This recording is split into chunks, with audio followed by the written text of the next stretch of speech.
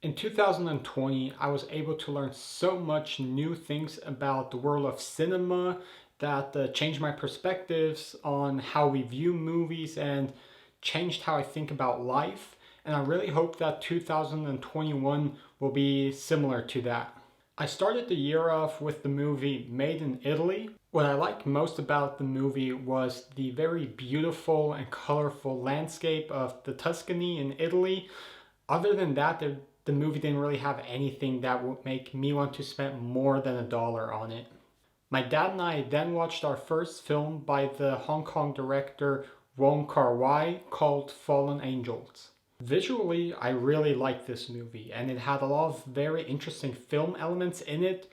Story-wise, I was a bit confused what was going on. I didn't quite get the story, and therefore didn't care much for the movie.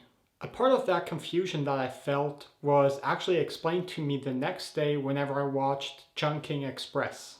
When I started watching it, I realized that it had a lot of similarities to Fallen Angels, which actually came out a year later. I started Googling if the two movies have any connections to each other, and what I found out was that I actually watched them in the wrong order. I had really high expectations for Chungking Express after hearing that it was one of Quentin Tarantino's favorite movies of all time, if not even his favorite. For me, it didn't quite live up to that, but I thought it was very interesting, and I think that I need to go rewatch both films in the correct order this time in order to appreciate them much more. And let's not forget, it's a movie from a different type of cinema and a different culture that I'm not that familiar with. The next movie I watched was an Apple TV Plus original called The Banker. I must say that Apple TV Plus doesn't have that much content on there yet compared to other streaming services, but I must say that the content that they do have, all of it always has a certain like standard and a certain quality to it, and I find them very entertaining. And I thought the same was true for The Banker. Yeah, it's not a classic must-watch movie, but it was entertaining and some good performances by Samuel L. Jackson and Anthony Mackie. For Christmas, I got this book about Parasite and the storyboards that were created for the film. Storyboards are created for films in order to envision the film better, to really see how does it look and feel, and yeah, like that you can experiment with some of the scenes and how they should be shot. I find this movie is a masterpiece and it deserves all the praise that it has gotten, and it was really cool to start this book now because I could really see just how well planned the movie was. Hiroshima Mon Amour is one of the first and one of my favorite movies from the French New Wave. It plays in Hiroshima, Japan, 14 years after the bombings and World War II has ended, and it's about a French actress who is there and has a love affair with a Japanese architect. We see clips from the after effects from the bombings in Hiroshima, and the architect talks about how real suffering and tragedy can only be experienced. It can't be shown or expressed in pictures or in text. And the French actress tells us about the forbidden relationship she had with a German soldier during the occupation of France, and also the eventual consequences that they both had to face from it.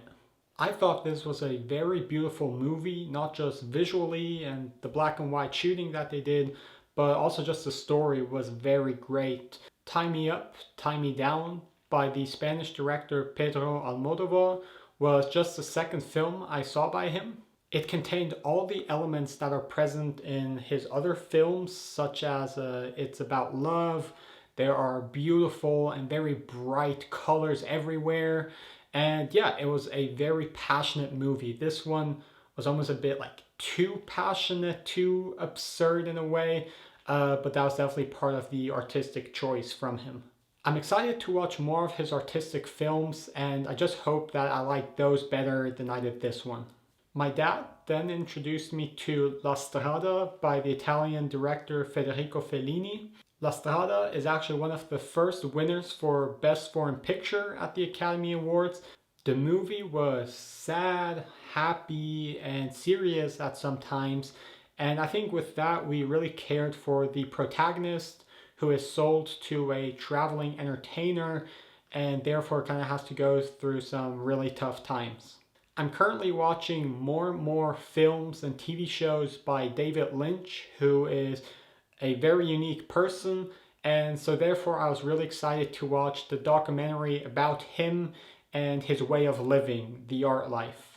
Long Day's Journey into Night was a very unique film. The first part of the movie kind of plays out like a noir type of movie. I was a bit confused at times because there were, I think, some flashbacks in there which I didn't quite get. But anyways, I kept on watching until the characters sat down in a movie theater and everything changed. The second half of the movie was filmed in one continuous shot and therefore kind of felt like you were in a video game or something like that. I then watched my first film by Terrence Malick called Days of Heaven, and his films are known for being some of the best, if not the most beautiful films out there. It takes place on a big farm in Texas where a young couple goes there to find work. My favorite performance of the film was from the young girl who was also the narrator of the story. Recently, I saw in a list that Nos Amours, a French film, has a really similar vibe to Call Me By Your Name, so I checked it out. There were a lot of similarities between the two, especially in the first part of this film. It was about falling in love. The setting that took place in was kind of similar. And yeah, even just like some shots from Nos Amours reminded me directly of Call Me By Your Name. It's not just a story about love, it also has a lot to do with family drama. Speaking of family, I then watched Tokyo Story, which is about a Japanese elderly couple who goes and visits their children who are now all adults and have their own children in Tokyo and another Japanese city. The couple is looking really forward to seeing their children because they haven't seen them in a long time, but their children don't see it the same. The Seventh Seal is a classic film from Sweden where a knight plays a game of chess against the Grim Reaper or Death in order to live longer. I really liked this movie and I thought it was cool how death was depicted in it, and also that took during the Black Plague, which you don't see that often in cinema. I was really excited to watch La Grande Bellezza, or The Great Beauty, because in 2014 it won Best Foreign Picture at the Academy Awards. I liked this movie and I thought it was very beautiful, but I feel that it had the potential to be an even greater movie. Maybe some of the scenes should have been taken out entirely or at least just shortened. But all in all, I still really liked it and thought it was quite a special movie, and I mean that in a good way. When Barry Jenkins, who famously wrote and directed Moonlight, talked about Haine in an interview, he talked about how in film school he and his friends would come together like on a Saturday afternoon. They would drink a couple of beers and just re-watch the film over and over again. And that's exactly what my best friend and I did. Haine, I now consider one of my top 5 films of all time. I could honestly rewatch this film just over and over again, and it was actually me who approached my best friend about, hey, I'm gonna watch Haine tonight. Do you want to join me? Because I would have watched it with or without him, because it's really just such a great movie, and drinking a couple of beers while watching it, like Barry Jenkins said, really does make the experience so much better. So this is the first part of the movies that I watched in January 2021. First off, I'd recommend to check out Hiroshima Mon Amour. I find it just such a great movie in many ways, and I really haven't seen anything that I would compare it to. It's a slower film, but for anyone who loves watching romance play out on the big screen, this is a great one to watch.